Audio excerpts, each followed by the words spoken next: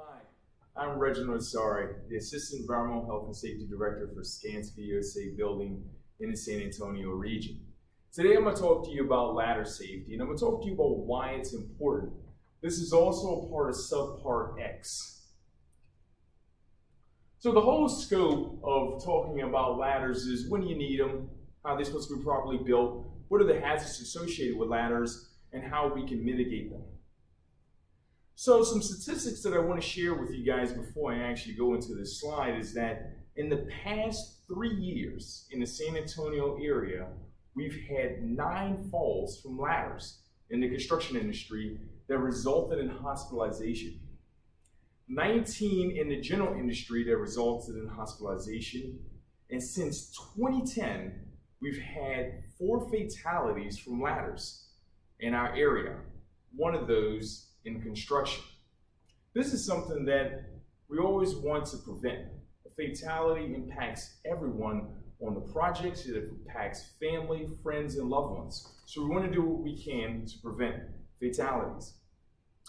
Also, we had in Oklahoma region, which is our region 4, it was an employee using an extension ladder who fell into an elevator shaft.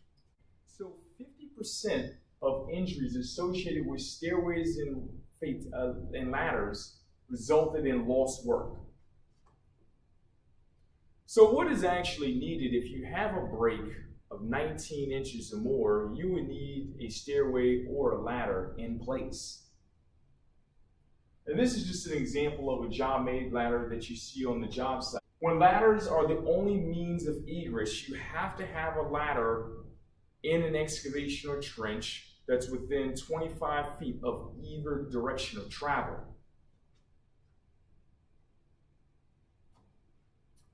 Another thing to keep important, that's very important about ladders, is that you must protect workers from a fall. If there's a situation that someone can fall using a ladder, we have to have a plan to prevent and mitigate that. So self-supporting ladders or portable ladders have to be 4 times the intended load in the downward direction. It's very important when you're looking at your ladder that you actually are looking at the labels are in place, and you can determine the capacity of the ladder. Extension ladders, something that's very important and most commonly misused, have to be able to have 4 times, be able to withstand 4 times the downward pressure as someone's using a ladder. Also, it's always important to use that ladder in a 4-to-1 ratio.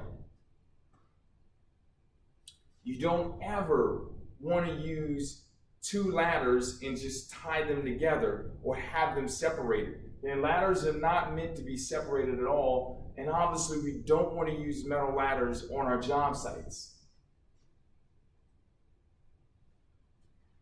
So the metal spreaders on the ladder, they have to be in full open position. You don't ever want to have them tucked in because the ladder will not be able to properly distribute the load and there's a potential of a fall. Ladder components, there should be no opaque coatings on wooden ladders. When you're using an extension ladder, it has to extend 3 feet above the upper platform. And it has to also be secured.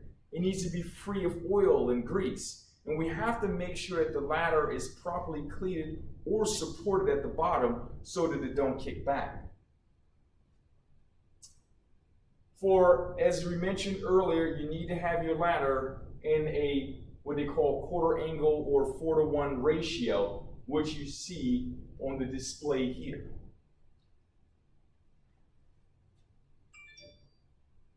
This is another example. If you have a 20-foot extend 16 feet high vertical, it needs to extend 4 feet horizontal. That is our 1/4 inch length or a 4-to-1 ratio. Ladders have to be placed on a stable and smooth surface. You don't want to have ruts or anything like that. They must use slip-resistant feet if slippery. Never place in a doorway of traffic.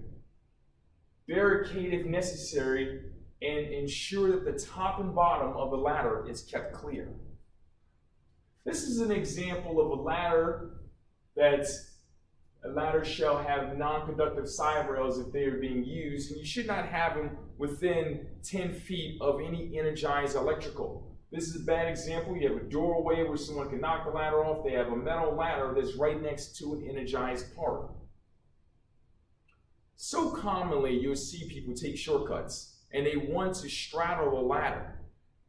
Feet should not ever be on the other braces of the ladder, but only the rungs. Unless the ladder is designed for it, but you should never straddle the ladder no matter what.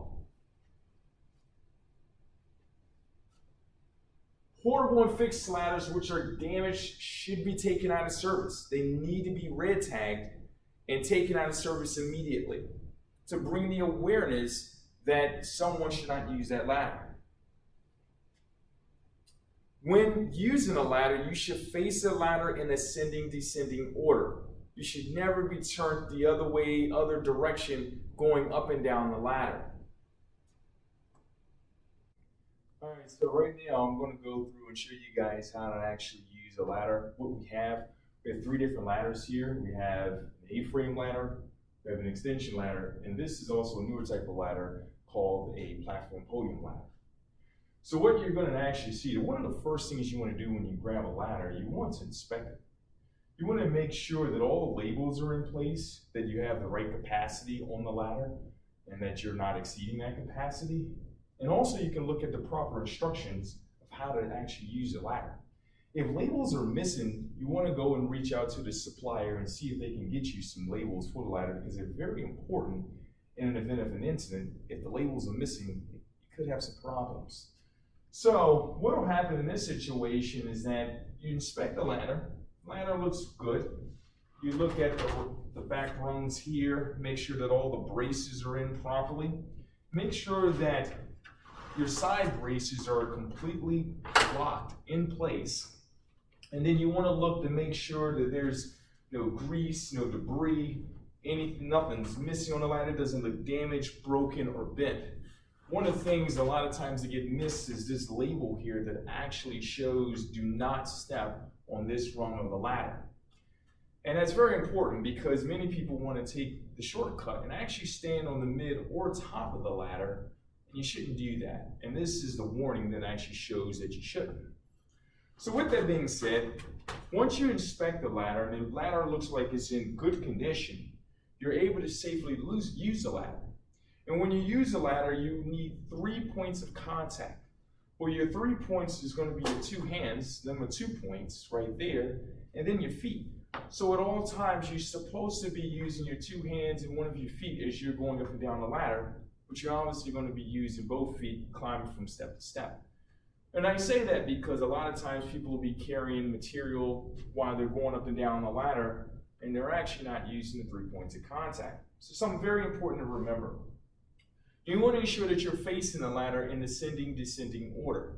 You don't want to be turned backwards going down the ladder or up the ladder. And very important as always, do not stand on the top 2 rungs of a ladder because it creates instability and allows you to fall and you can seriously get hurt. Another thing that you commonly see people using A-frame ladders, they will take the ladder and they will go and lean it against the wall like what you see here. These ladders are not designed to lean against the wall. Now they actually do have A-frame ladders that are specifically designed for it, but that's something you have to follow the manufacturer's instructions. But in those situations, you should do that because these ladders does not have cleats at the bottom, where these ladders do not have cleats at the bottom that can pivot, and it can cause the ladder to kick back and cause you to fall. So something very important to always consider when using these type of ladders. After the ladder is done, make sure that you safely store it in a good, safe place. This example here that I want to show you with an extension ladder, a lot of times get commonly misused. One of the most important things about extension ladder, as we mentioned before, is inspecting the ladder, making sure that all the labels, all the rungs, the locking mechanism, everything is working properly with this ladder. But also you want to take into consideration with this ladder is to make sure that it is properly operable to extend up and down. When using this ladder, we need to make sure that this ladder is extending 3 feet above the upper platform. And it needs to be secured. It needs to be cleated at the bottom. And we also need to make sure that we're maintaining that 4-to-1 ratio. Too many times you'll see people take these ladders and they'll have them too steep like what you see here, or they may be too far out like what you may see here. We need to always make sure that we're using the ladder. We need to always make sure that we're using the ladder in its proper intended use. And we should never take this ladder and disassemble it and use one section of it. That's not per the manufacturer's recommendations. So another thing to also keep in mind about this ladder is that now that you're using it properly, you want to make sure that you're staying clear of any electrical. 10 feet is where we need to stay clear of electrical. And you should not be using metal ladders. Something also with this ladder is that you also want to make sure there's a safe way to get off of the ladder. So you always want to consider what's your means and methods as you get to the top. And then most importantly and lastly, look at the cleats of the ladder to make sure it's in good condition and that it's properly pivoting. When you have it in an excavation or trench, you need to have an extension ladder within 25 feet of either direction. So that's always something to be very mindful. Finally, I want to talk to you guys about platform and podium ladders. This is right here is what you call a podium ladder. And this ladder is a little unique and different from the other type of ladders, and the reason is because this ladder has an extension or protective barrier that extends much higher and protects you from a fall. It has a nice platform that you can actually stand on and will also work.